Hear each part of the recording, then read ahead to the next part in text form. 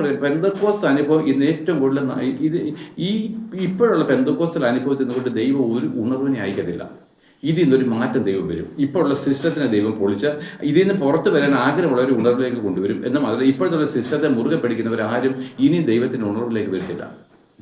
കാരണം സഹായോഗം കൂടാനായിട്ട് നമ്മൾ കൂടുന്നത്, തമ്മിൽ പ്രബോധിപ്പിക്കാനാണ്, പാപത്തിൽ നിന്ന് രക്ഷിക്കാനാണ്. അല്ലാതെ ഒരാൾ വന്നിട്ട് കൈ അടിച്ച് പാട്ട് ആരാധിക്കാന്ന് പറഞ്ഞ അവസാനം വരെ അതല്ല. അത് സാറിന് പോലും അറിയാവുന്ന കാര്യമാണ്. പക്ഷെ തമ്മിൽ പ്രബോധിപ്പിച്ച് അവിടെ പറയുന്നു നിങ്ങൾ തമ്മിൽ, അപ്പൊ പ്രവചനപരം ഉണ്ടായിരിക്കട്ടെ. അപ്പൊ തമ്മിൽ പ്രബോധിപ്പിക്കും, അതിനകത്ത് പ്രവചനം വരും. പ്രവചനം എന്ന് പറഞ്ഞാൽ നാളെ കൊടുങ്കാറ്റുണ്ടാകുന്നതല്ല, വചനത്തിൽ കൂടെ നമ്മുടെ പാപത്തെ പറ്റി വെളിപ്പെടുത്തി തരും. അപ്പൊ നിങ്ങളുടെ മധ്യ ദൈവം ഉണ്ടെന്ന് പറഞ്ഞ് ചിലർ കമന്ന് വീഴുക. എല്ലാവരും അന്യഭാഷയിൽ അങ്ങോട്ട് ഇങ്ങനെ കൈയടിച്ചുകൊണ്ടിരുന്നാലോ, നിനക്ക് വട്ടുണ്ടെന്ന് പറഞ്ഞിട്ട് കുറച്ച് പേരൊക്കെ ഇറങ്ങി പോവാം. അങ്ങനത്തെ അനുഭവങ്ങൾ നമുക്കുണ്ടല്ലോ, എനിക്കുണ്ടായിട്ടുണ്ട്, നിങ്ങൾക്കും ഉണ്ടായിട്ടുണ്ട്.